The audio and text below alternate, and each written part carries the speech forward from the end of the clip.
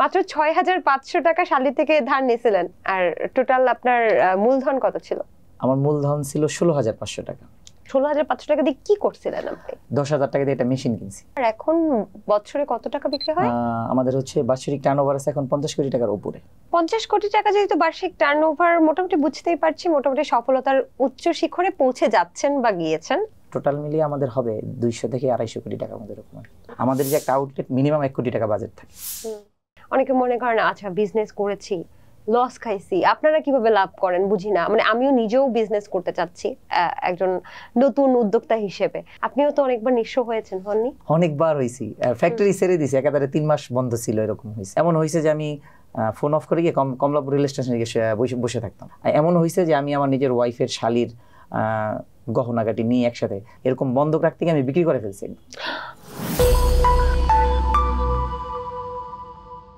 শালীর কাছ থেকে মাত্র ৬,৫০০ টাকা এবং বাকিটা নিজে একটু ম্যানেজ করে ১৬,৫০০ টাকা দিয়ে শুরু করেন তাঁতবাড়ি ফ্যাশন বাংলাদেশ এই নামে একটি প্রতিষ্ঠান।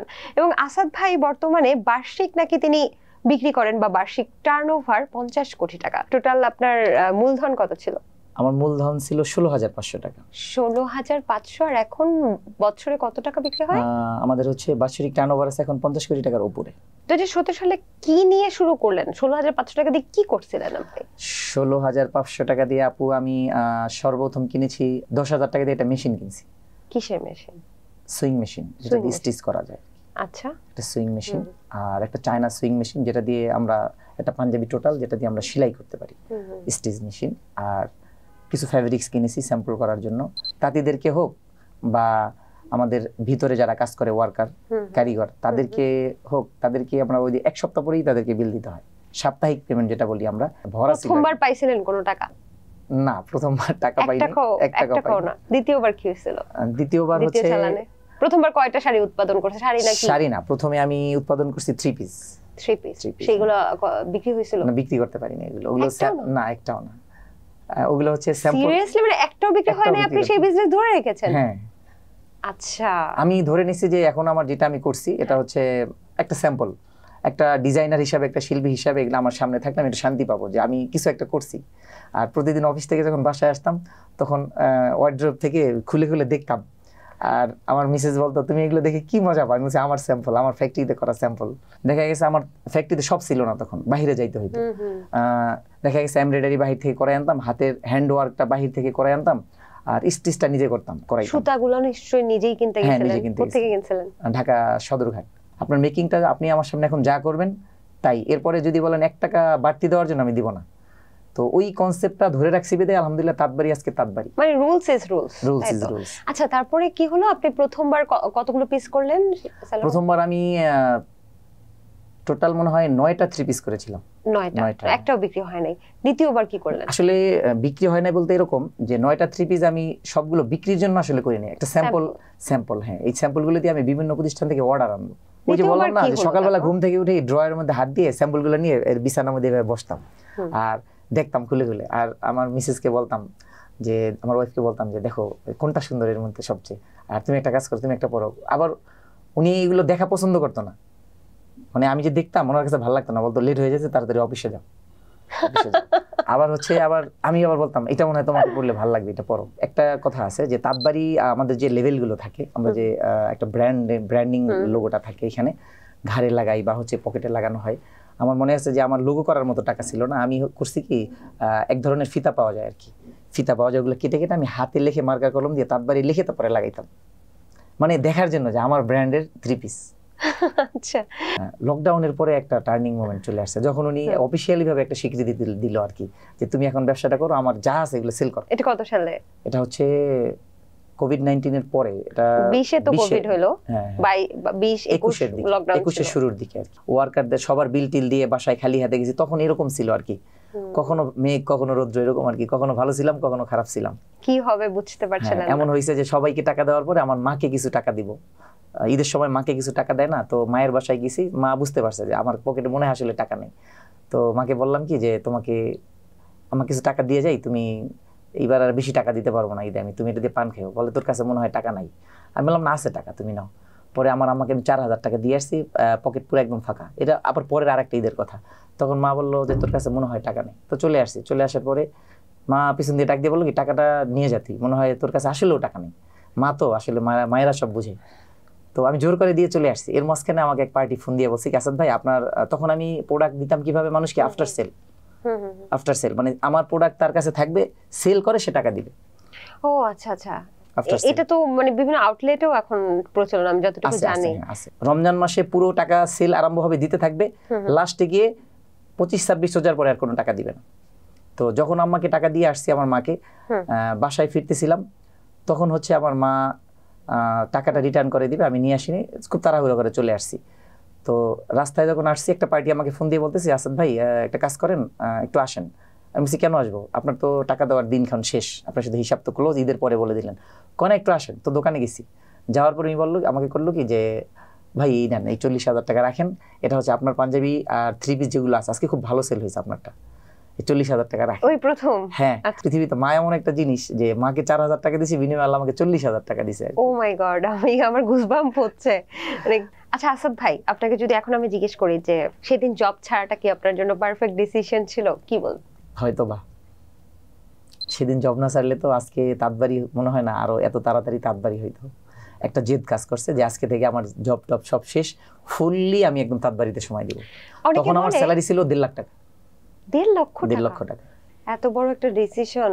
1.5 লক্ষ টাকা ইনকাম হতো আপনার তাঁতবাড়ি থেকে তখন? না, তখন ইনকাম হতো না, কিন্তু নিজের খোরাকটা হইতো যে আমি আসলে কিছু একটা করতেছি। বিজনেসে নাকি কখনো স্যাটিসফাই হওয়া যায় না, তো আপনার কখন মনে হয়েছে যে আমি একদম 100% স্যাটিসফাইড, বা কখন আপনার সবচেয়ে বেশি ভালো লেগেছে যে এই বুঝি আমার ভাগ্যের চাকা ঘুরে গেল? প্রপারলি আমার সবচেয়ে ভালো লাগে যখন ঈদের সময় হয় না, ঈদের সময় যখন দেখি আমার আউটলেট গুলোতে কাস্টমার সিরিয়াল ধরে উঠে আর নামার জায়গা পায় না, একজন ধাক্কাধাক্কি করে, আবার হচ্ছে রেট নিয়ে কারো কোনো কনফিউজড নাই। এক কথায় বলা যায় সবাই বলে তাঁতবাড়ির প্রোডাক্ট মানে ভালো, দাম কম। প্রথম কবে আউটলেটটা শুরু করলেন এবং কোথায়? প্রথম আমরা আউটলেট শুরু করছি ঢাকা র্যাঙ্কিং স্ট্রিট ওয়ারিতে। এখন আমাদের টোটাল হচ্ছে হোলসেল নিয়ে আমাদের টোটাল 5টা আউটলেট, রিটেল হচ্ছে 3টা। কোথায় কোথায় আছে? আমাদের হচ্ছে বরিশালে আছে, নরসিংদীতে আছে, র্যাঙ্কিং স্ট্রিট ওয়ারিতে আছে, আর হচ্ছে ঢাকা দক্ষিণ কেরানীগঞ্জে আছে হোলসেল। আপনার যে পরিমাণ এখন আউটলেট আছে এবং যে পরিমাণ আসলে কাঁচামাল সবকিছু আছে, কতজন মানুষ ইনভলভ এখানে? যেটা হচ্ছে প্রোডিউসার টোটাল সবাইকে নিয়ে আমাদের এমপ্লয়ি আছে টোটাল 150 জনের মতো। শুধু নিজের কর্মসংস্থান বা নিজের ভাগ্যের চাকা তো বদলাননি, 150টা পরিবার আপনি চালাচ্ছেন। এখান থেকে আমি যেটা বুঝি আর কি, 150টা ফ্যামিলির সাথে আরো 5 জন করে আছে এভারেজ। তাঁতবাড়ি ফুড হাবের নামে একটা প্রতিষ্ঠান আছে র্যাঙ্কিং স্ট্রিট ওয়ারিতেই, এটাও আলহামদুলিল্লাহ ভালো কাস্টমারের আনাগোনা আছে আর কি। সেক্ষেত্রে এখন যদি বলি আসাদ ভাই, আপনার যে পরিমাণ আউটলেট আছে সবকিছু মিলে মোট সম্পত্তির মূল্য কত? টোটাল অ্যাসেটে আমি বলবো যে এখানে আমার বলতে কোনো শব্দ নেই, টোটালি তাঁতবাড়ির সাথে যারা আছে, তাঁতবাড়ির এমপ্লয়ি স্টাফ বা হচ্ছে বাইরে ইনসাইডে আউটসাইডে যেথায় যা আছে, আমি মনে করি সবাই এটার অংশীদার। সেটার পরিমাণ কি বলা যেতে পারে? আমরা একটু ইন্সপায়ার্ড হতাম। আমাদের বর্তমান যা অ্যাসেট আছে হচ্ছে হোলসেল, রিটেল বা হচ্ছে আমাদের যে যেই প্রজেক্টগুলোতে আমাদের ইনভেস্টমেন্ট আছে, টোটাল মিলিয়ে আমাদের হবে 200 থেকে 250 কোটি টাকা আমাদের এরকম। মাশাআল্লাহ মাশাআল্লাহ। আজকে কত টাকা সেল হলো কি মনে হয়? আজকে সেটা তো এখন বলতে পারবো না আমি, বাকি গতকালকে টোটাল সেল ছিল আমাদের হচ্ছে রিটেল হোলসেল মিলিয়ে হচ্ছে টোটাল মনে হয় 7.5-8 লাখ টাকা। আপু একটা এমন সময় গেছে আমার, তখন আমি বেশি ঋণগ্রস্ত ছিলাম, সবসময় ঋণগ্রস্ত থাকতাম। এই জিনিসটা খুব বেশি পেইন দিত আমাকে। তখন পাশের মানুষগুলো বলতো তোমার কাছে নাকি অমুকে টাকা পায়, অমুক কাপড়ওয়ালা 5 লাখ টাকা পায়, তুমি নাকি দিতে পারো না। আমি বলছি ভাই তার প্রোডাক্ট তো আমার ভিতরে ভরা, আমি তো সেল করতে পারি না, কিভাবে দিব? তাকে বলো যদি একমাত্র সে না সহ্য করতে পারে তাহলে প্রোডাক্টগুলো নিয়ে যাইতে, আমার তো কিছু করার নেই। তা ওই জিনিসগুলো থেকে আমি শিক্ষা নিয়েছি যে আসলে আমাকে চেঞ্জ আনতে হবে কিভাবে। আর প্রতি বছর ঈদের পরে আমি একটা করে চেঞ্জ নিয়ে আসতাম। গত বছর আমার কি ভুলগুলো হয়েছে, শুধু যদি আমি তাঁত নিয়ে থাকি তাহলে হবে না, সাথে কিছু মিক্সড করতে হবে। কারণ হচ্ছে প্রাচীনের মধ্যে যদি আধুনিক কিছু দিতে পারি সেটা হচ্ছে হবে মানানসই, সেটার সাথে সবাই এই জিনিসটাকে সবাই সহজভাবে নেবে। যদি পেছন ফিরে তাকান বা আপনি যদি একটু পিছলে যান তাহলে শুধু আপনি ক্ষতিগ্রস্ত হবেন না, অনেক মানুষ ক্ষতিগ্রস্ত হবে তার সাথে। তো এখন কি মানে বলে যে অনেক টাকা যাদের তাদের নাকি অনেক বেশি ডিপ্রেশন, মানে অনেক বেশি চিন্তা। এখন কি ভারটা আর একটু বেশি কিনা? আপনি যদি মনে করেন টাকা ইনকাম করবেন তাহলে হচ্ছে ডিপ্রেশন, আর আপনি যদি মনে করেন যে আমি আমার প্রতিষ্ঠান করব শুধু, আমি মনে করি আমার অ্যাকাউন্টে যদি 2 কোটি 3 কোটি টাকা না পড়ে ফেলায় না রেখে, যে একটা ওয়েস্টেজ একটা অলস কিছু টাকা ফেলে না রেখে আমি যদি একটা আউটলেট বাড়াইতে পারি বা হচ্ছে তাঁতবাড়ি নামক প্রতিষ্ঠানকে আরো আমি বাংলাদেশে ছড়াই ছিটাই দিতে পারি, আমার মনে হয় যে এটাই বেটার। মানে এখনো স্ট্রাগলিং পিরিয়ড চলতেই থাকবে। 100%। তবে এই যে বাচ্চা, 3 জন বাচ্চা মাশাআল্লাহ আপনার, এই বাচ্চাদেরকে কি তাঁত শিল্পের সাথেই জড়িয়ে রাখবেন কিনা? কি আমার তো যেটা ছোট মেয়ে আছে সে হচ্ছে আমার তাঁতবাড়ির মডেল। ও বাবা, তাই? তাঁতবাড়ির মডেল। তাকে জিজ্ঞেস করলে সে বলে যে, আমি তাকে জিজ্ঞেস করি মাঝে মধ্যে তুমি কে, সে বলে আমি তো তাঁতবাড়ির মডেল। আমার সফলতায় তারা অনেক খুশি, কারণ হচ্ছে আমার সফলতা মানে এখানে আমার সফলতা না, আমার সফলতা হচ্ছে তাঁতবাড়ির সাথে যারা আছে এখানে, তাঁতিরা যারা আছে তারা সবাই সফল এখানে। একটা প্রতিষ্ঠানে যখন অনেকগুলো মানুষ থাকবে, সবাই যখন সফল হবে বুঝতে হবে আসলে ওই প্রতিষ্ঠান সফল। 50 কোটি টাকা যেহেতু বার্ষিক টার্নওভার, মোটামুটি বুঝতেই পারছি মোটামুটি সফলতার উচ্চ শিখরে পৌঁছে যাচ্ছেন বা গিয়েছেন। আমি 1 কদম আগালে দেখা যায় 3 কদম পিছাইতাম। এই সময়টা একদম প্রাথমিক পর্যায়ে খুব বেশি হয়েছে আর কি। আমি যে আসলে সফল এটা আমি আসলে এখনো দাবি করতে পারি না। শুনেন, উদ্যোক্তার কখনোই এই যে মানসিক ইচ্ছা বা আকাঙ্ক্ষা এটা কিন্তু বন্ধ হয় না। টাকার জন্য কখনো অপমানিত হয়েছে? হ্যাঁ, অনেক হয়েছি, নিজের পরিবারেই হয়েছি।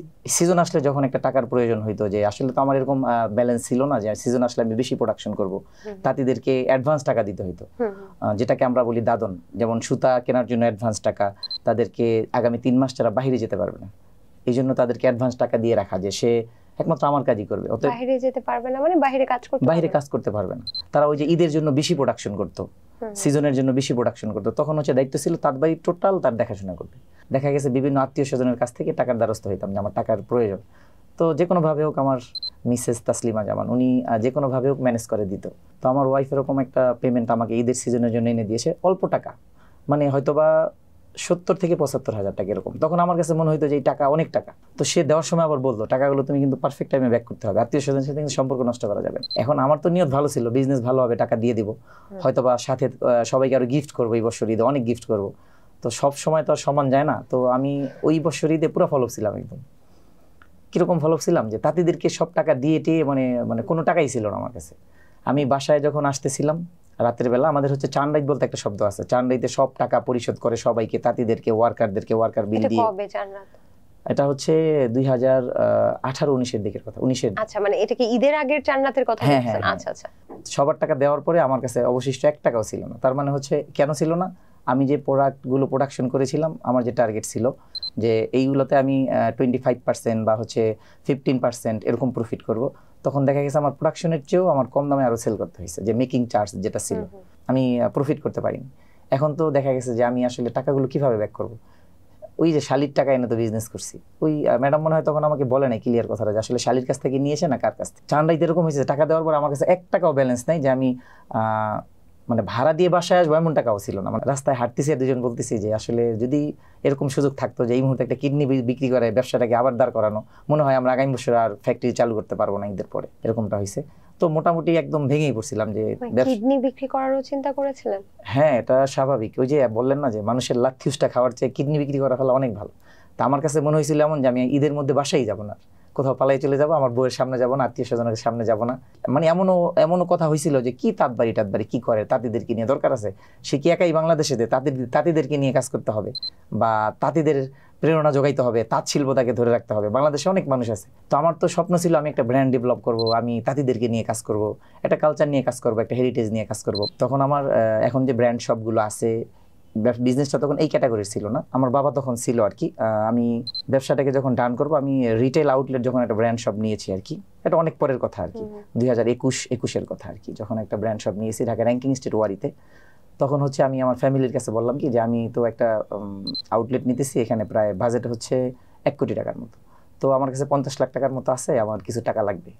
এর আগে কখনোই আসলে আমি আমার ফ্যামিলির কাছে দ্বারস্থ হইনি যে টাকা লাগবে, বিজনেস করবো, দাও। আমার কাছে মনে হইতো এই জিনিসটা একটা পেইন, বাবা আমাকে দেয়া, মা আমাকে একটা জমি বিক্রি করে দাও, আমি আউটলেটটা তাহলে মনে নিতে পারবো, আমার কাছে 50 লাখ টাকার মতো আছে, বাকি 50 লাখ টাকা দিলে আমি আউটলেটটা ডান করতে পারবো। আমাদের যে একটা আউটলেট মিনিমাম 1 কোটি টাকা বাজেট থাকে, 1 কোটি টাকা বাজেট থাকে। তখন আমার মা আমাকে একটা কথা বলছিল, তখন খুব কষ্ট লাগছে, মা তো তোমার বাবার সম্পদ কিন্তু তোমার না, তুমি পারলে তোমারটা গুছাই নাও। মানে ওইটা ছেড়েই দিছি যে পরিবার থেকে কখনোই আর টাকা চাইবো না, আর টাকা নিয়ে বিজনেসও করবো না, আর ওই বিজনেসটা মনে হবেও না, করতেও পারবো না। কারণ নিজে যদি আপনি যেটা অর্জন করে নেবেন সেটা একটা আলাদা একটা মানে প্রায়োরিটি থাকে, আলাদা একটা মজা থাকে যে আমার নিজের পরিশ্রম করা টাকা। আর যখন বাবার সম্পদ বা মায়ের সম্পদ হয় তখন মনে হয় যে আরে বাবার সম্পত্তি তো নষ্ট হইলে হয়েছে, কি হয়েছে তাদের। পরে কি আউটলেটটা দিতে পারছেন? হ্যাঁ আলহামদুলিল্লাহ দিতে পেরেছি। কিভাবে দিলেন? তখন হচ্ছে আমাকে ওই যে শালি আবারও শালি আমাদের যে ডেকোরেশনের জিনিসপত্রগুলো আছে, আমাদের ডেকোরেট করতে যা লাগে এই জিনিসপত্রগুলো নিয়ে আমাকে গুছিয়ে দিয়েছে। বাকি আমার লিজেন্ড কি, আমার লিজেন্ড আমার এই ব্যবসার আর আমার এতটুকু আগানোর পিছনে একমাত্র লিজেন্ড হচ্ছে আমার বড় ভাই আর আমার ওয়াইফ। পরিবারের সবাই একটা ফেস্টিভ্যালে বা একটা অকেশনে বা একটা বিয়ের অনুষ্ঠানে যাইতেছে, তো সবার জন্য একটা ভালো বাজেট রাখতো। সবাই যাবে, কোথায় যাবে? ঢাকা থেকে বরিশাল বিয়ে খাইতে যাবে বা হচ্ছে চিটাগাঙে যাবে সবাই। তখন আমাকে সবাই ধরে নিত দ্বাদশ খেলোয়াড়, মানে একে নেওয়া যাবে না, এ তো খরচ দিতে পারবে না, এ তো মানে টাকা নেই।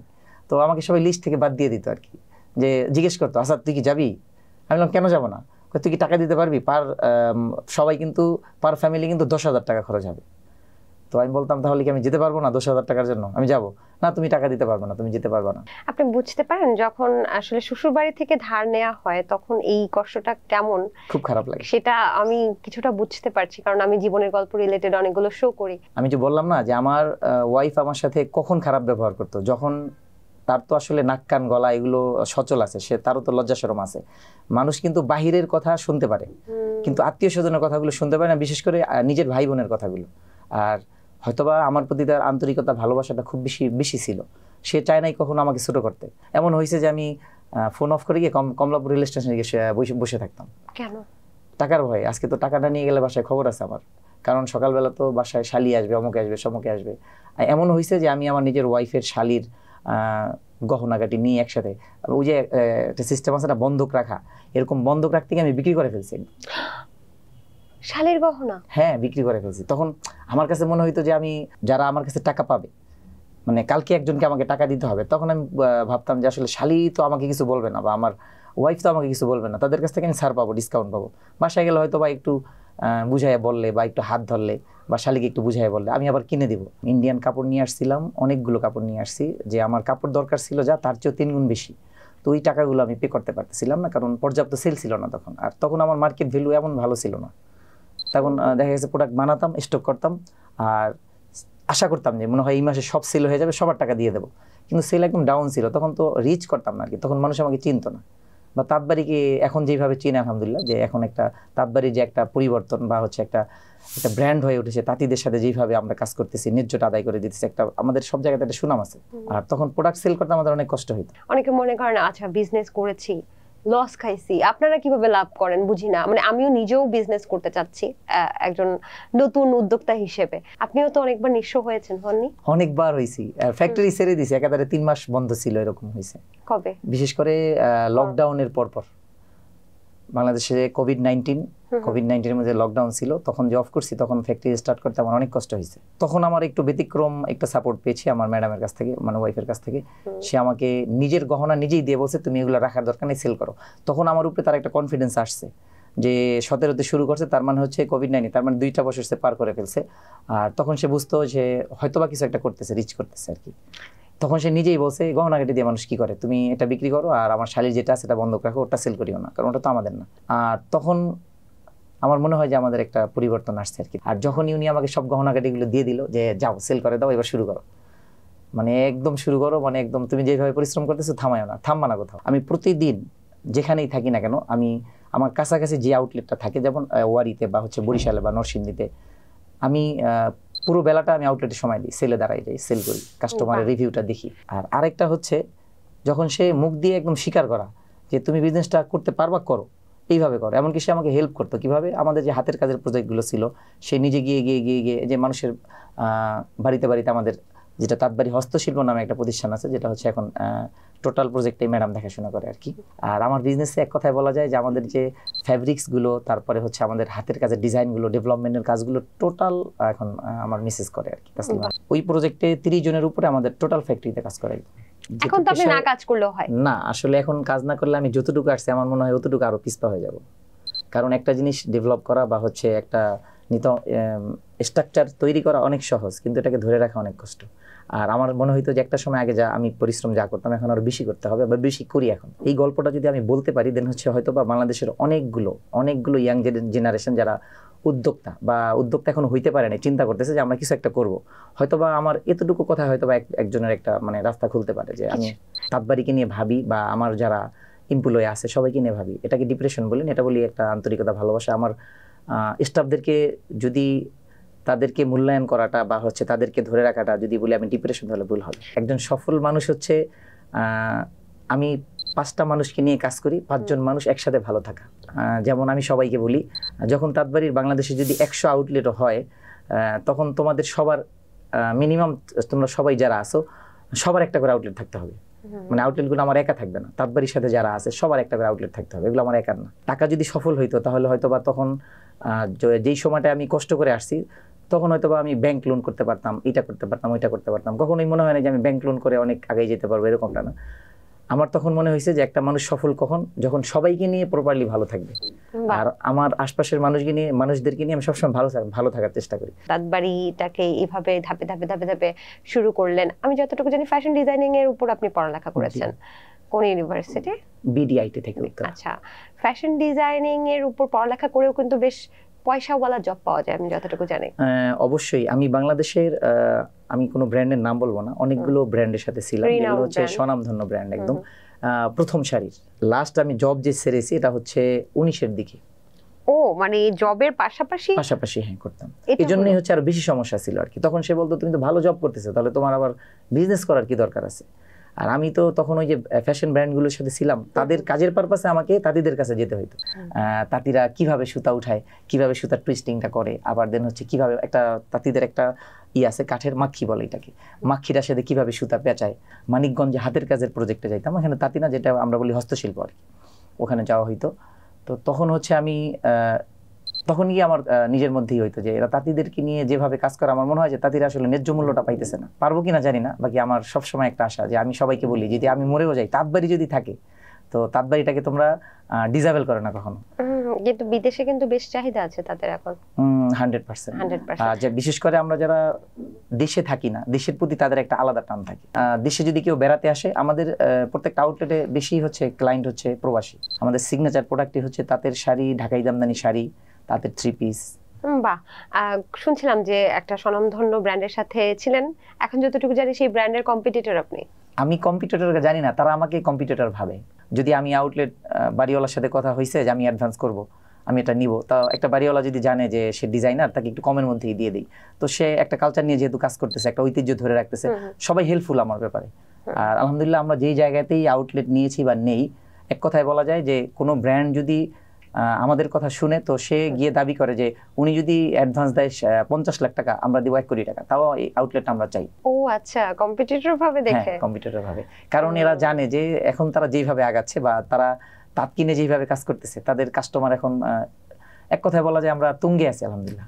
আমার 1 গাধা সার্টিফিকেট আছে, কোনো ভ্যালু নাই যদি আমার প্র্যাকটিক্যাল শিক্ষা না থাকে, কারিগরি শিক্ষাটা আমার না থাকে। একটা কাপড় বুনতে, এমন একটা কাপড় আছে বুনতে 17-18 দিন লাগে। আপনার স্বপ্ন কি? আমার স্বপ্ন আমার আশপাশে যারা আছে, আমার এমপ্লয়ি বা আমার প্রতিষ্ঠানে যারা আছে, তারা সবাই যেন একটা করে তাঁতবাড়ির মালিক হতে পারে। অসংখ্য ধন্যবাদ। এবং অনেকেই মনে হয় তরুণ উদ্যোক্তারা আজকে প্রোগ্রাম দেখেছে, তাদের উদ্দেশ্যে কিছু বলার আছে কিনা আপনাদের? আপু আসলে আমি যেটা বুঝি আর কি, যে একটা মানুষ সফল হওয়ার পিছনে টাকা আসলে কোনো ম্যাটার না। যদি টাকাই ম্যাটার হইতো তাহলে হয়তো বা আমি এখন বলতাম যে আমার ব্যাংকে অনেক কোটি কোটি কোটি কোটি টাকা আছে, আমি আরো অনেক ব্রাঞ্চ বাড়াবো, অনেক করবো, এটা করবো, সেটা করবো। একটা মানুষ সফল হইতে গেলে সর্বপ্রথম থাকতে হবে 100% কনফিডেন্ট। আর যত ধরনের ঝড় ঝাপটা আসুক না কেন, গালি গালাস আসুক না কেন, ধৈর্য জিনিসটা খুবই দরকার।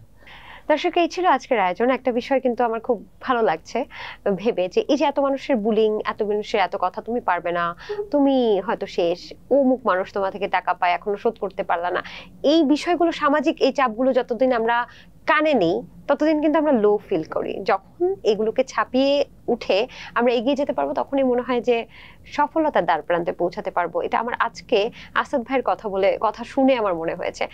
আশা করছি সবাই ভালো থাকবেন এবং নতুন উদ্যোক্তা আছেন, যারা উদ্যোক্তা আছেন তারা যদি তাদের জীবনের গল্প আমাদেরকে বলতে চান তাহলে অবশ্যই আমাদের পেজে যোগাযোগ করেন, অবশ্যই আমাদের পক্ষ থেকে যোগাযোগ করা হবে। সবাই ভালো থাকবেন, সুস্থ থাকবেন, আল্লাহ হাফেজ।